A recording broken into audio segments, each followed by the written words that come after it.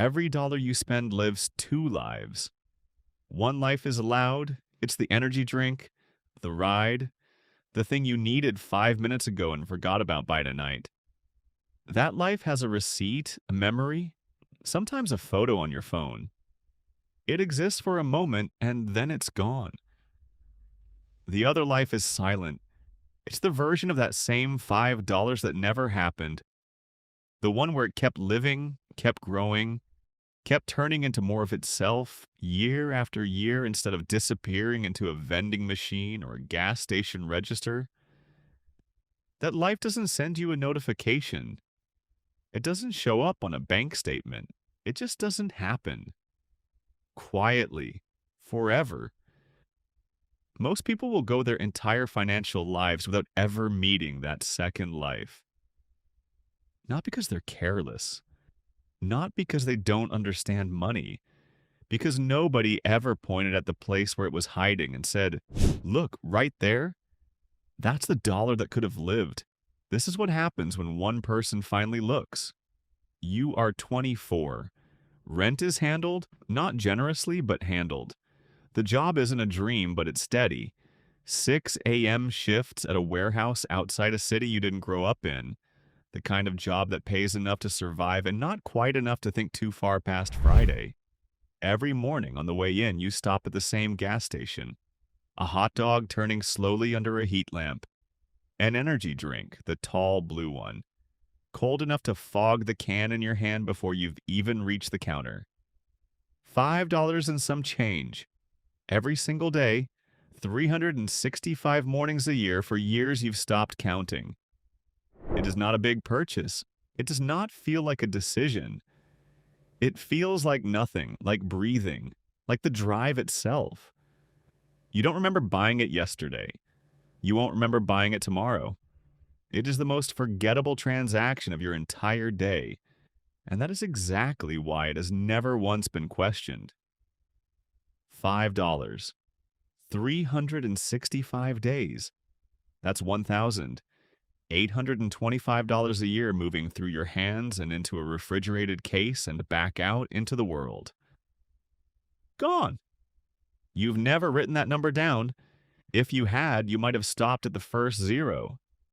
Then, on an ordinary Tuesday, for no reason you could point to, you do the thing almost nobody does.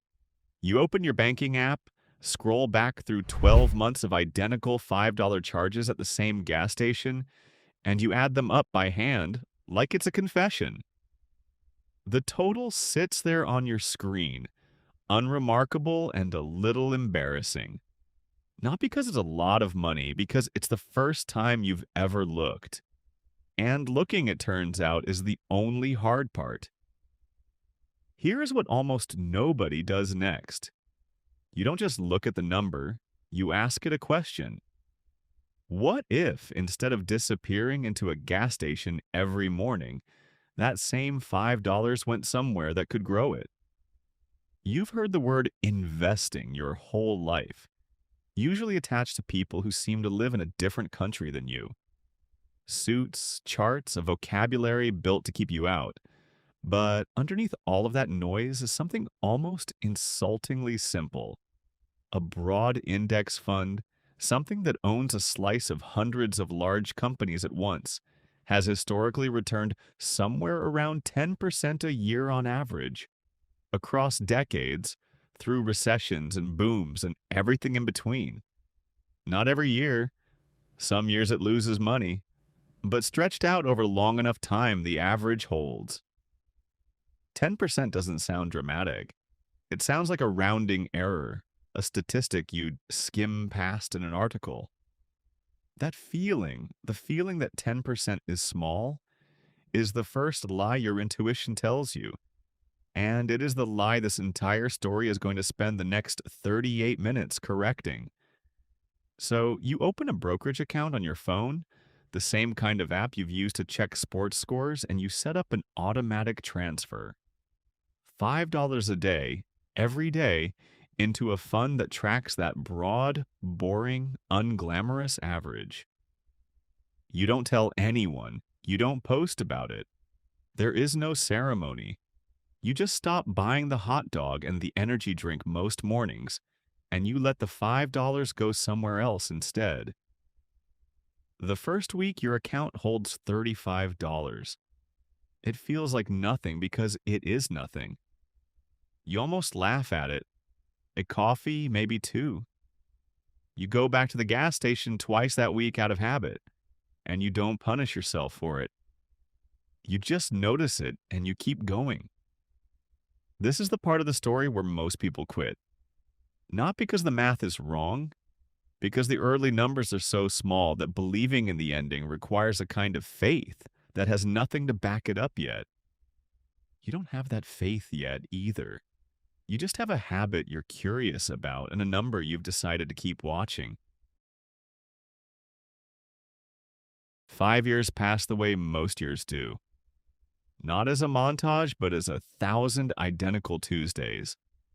You change jobs once, get a small raise, move apartments, go through a relationship that ends and one that doesn't. The $5 transfer keeps happening in the background of all of it.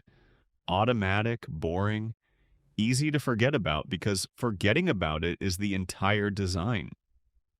At the 5-year mark, out of curiosity more than discipline, you check the account. $11,142. You stare at it longer than the number probably deserves.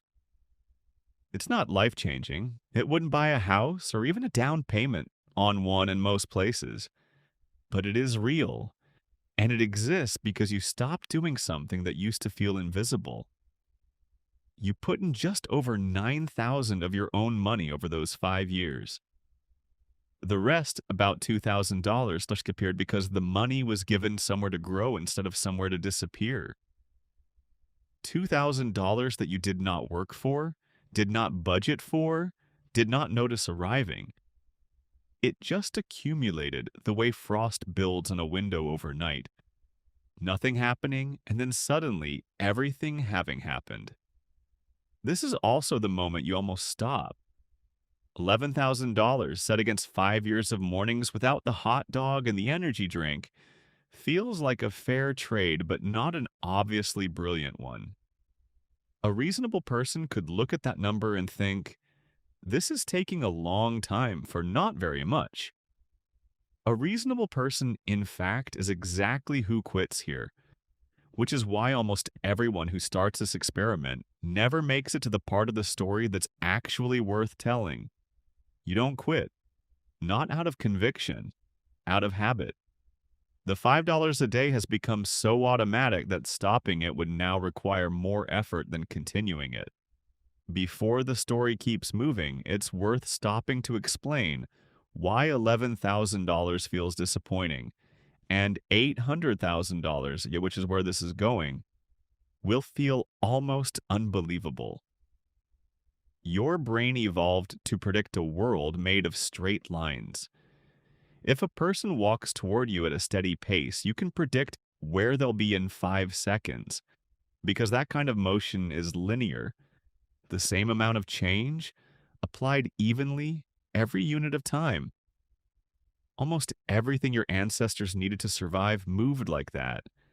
Animals running, rivers rising, seasons turning.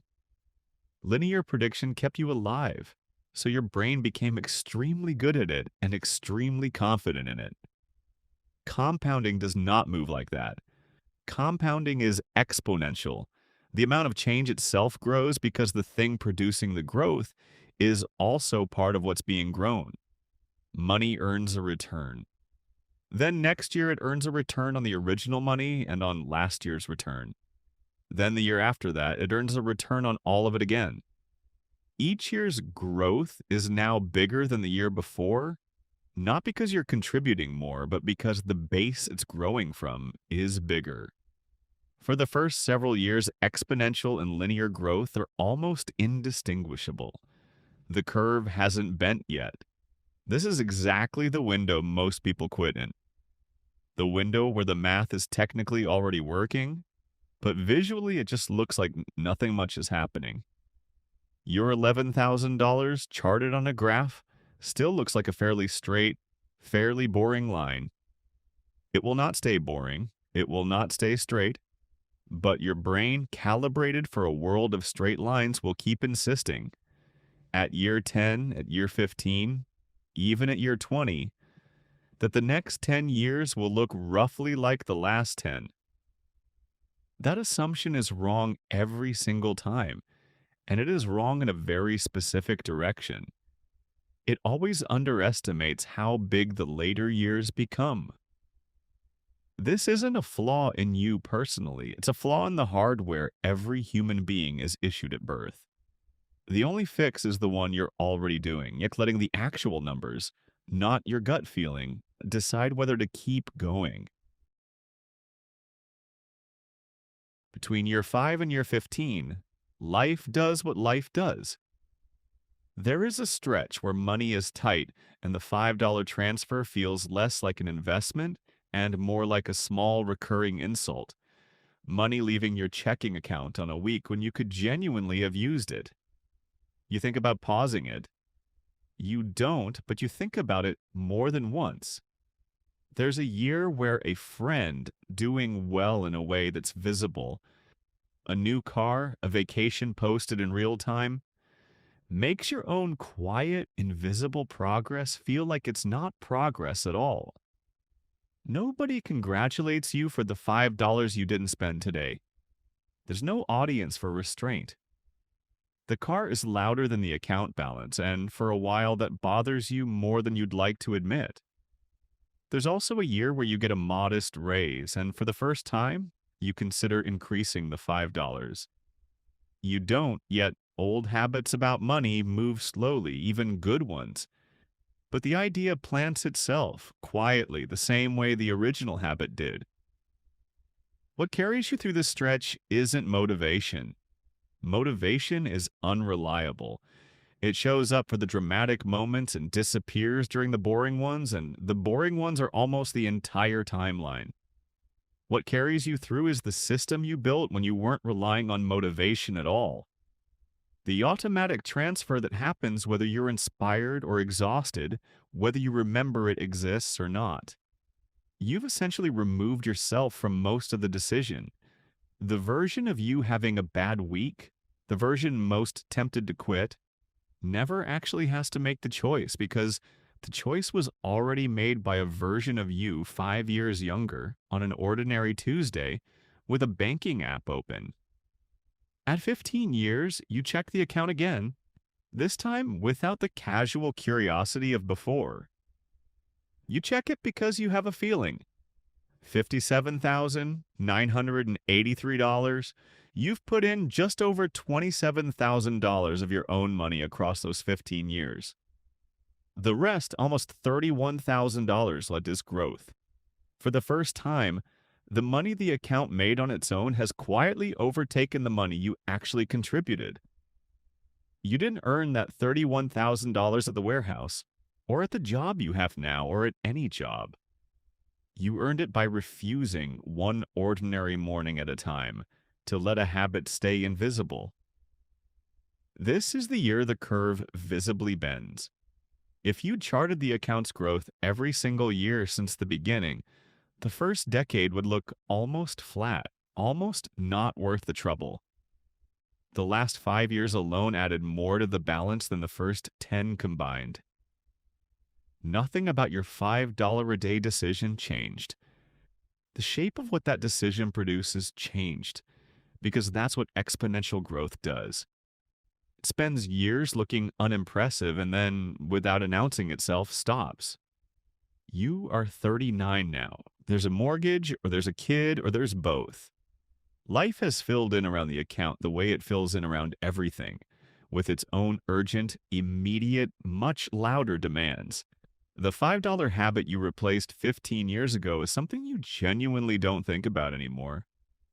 It isn't a sacrifice. It's just how mornings work now.